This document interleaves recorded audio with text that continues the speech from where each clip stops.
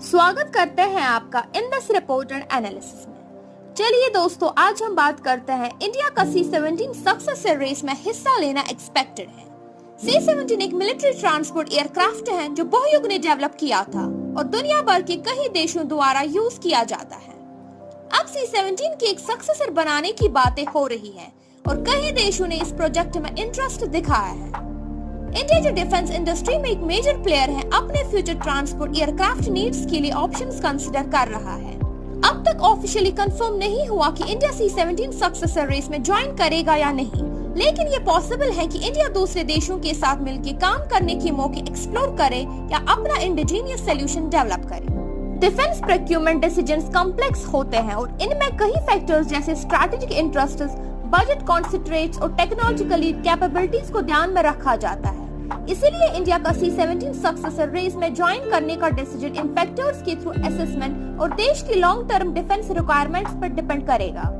C-17 globe master third के future को लेकर डिस्कशंस चल रही है, जो एक रिलायबल मिलिट्री ट्रांसपोर्ट प्लेन है। एग्जिस्टिंग ऑपरेटर्स जैसे कि इंडिया और ज्यादा C-17S चाहते हैं, लेकिन सवाल ये है कि करंट डिजाइन को यूज करके प्रोडक्शन कंटिन्यू किया जाए या एक मॉडर्नाइज्ड वर्जन लॉन्च किया जाए।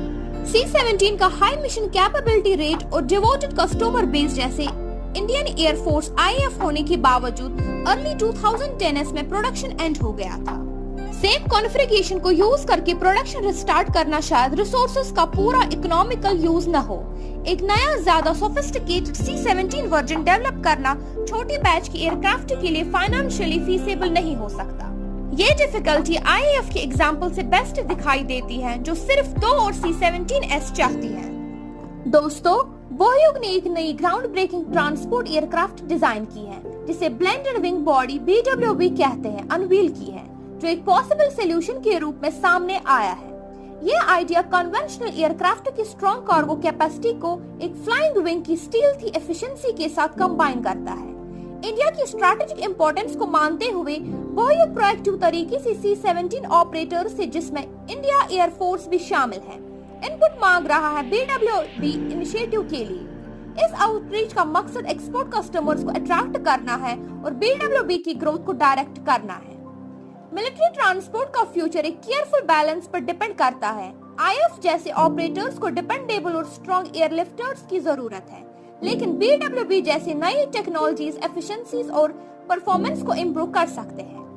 आने वाले सालों में पता चलेगा कि बोहयुग का BWB C-17 जैसे ऑपरेटर्स का इंटरेस्ट पकड़ता है या नहीं, और क्या एक नेक्स्ट जनरेशन एयरलिफ्ट का डेवलपमेंट होगा या फिर C-17 प्रोडक्शन को लिमिटेड तरीके से रिवाइंड किया जाएगा।